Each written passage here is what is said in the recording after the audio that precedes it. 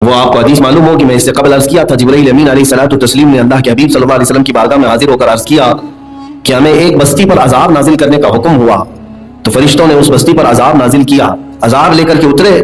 اس بستی میں ایک نیک بندہ بھی تھا، وہ سارے گنہگار تھے، بہت گناہ کرتے تھے اور ظالم تھے سب، لیکن اس میں ایک بندہ نیک تھا، وہ کوئی گناہ نہیں کیا تھا، وہ فرمانبردار تھا۔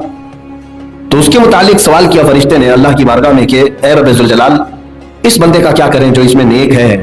یہ بستی تو گنہگاروں کی ہے، نافرمانوں کی ہے، اس ایک نیکوکار کا کیا کریں؟ اللہ کا حکم ہوا اس کو بھی گنہگاروں کے ساتھ ہلاک کر دو، عذاب اس پر بھی نافذ کرو۔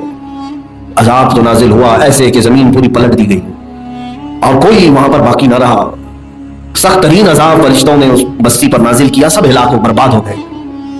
جبرائیل امین فرماتے ہیں کہ میں نے عرض کیا اللہ کی بارگاہ میں کافی دنوں کے بعد، اے اللہ اس کا کیا قصور تھا، اس کا کیا گناہ تھا؟ وہ تو تیرا فرمانبردار تھا، نیکیاں کرتا تھا۔ تو رب تعالیٰ کی طرف سے جواب آیا ہے فرشتے، وہ نیک تو تھا لیکن وہ جس ماحول میں رہتا تھا وہ سب میرے دشمن تھے، ان دشمنوں کے ساتھ یہ رہتا تھا، ان کی برائیاں دیکھ کر کے بھی خاموش رہتا تھا، اس لیے اس پر بھی وہی عذاب ہوگا جو گناہ کرنے والوں کا ہوگا۔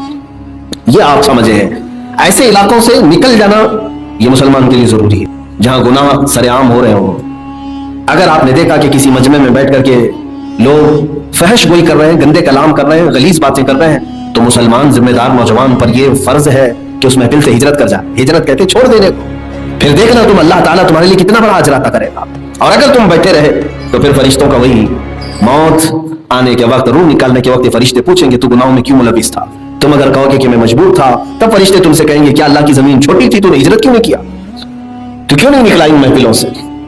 تو کم از کم وطن سے ہجرت کرنا یہ بات کی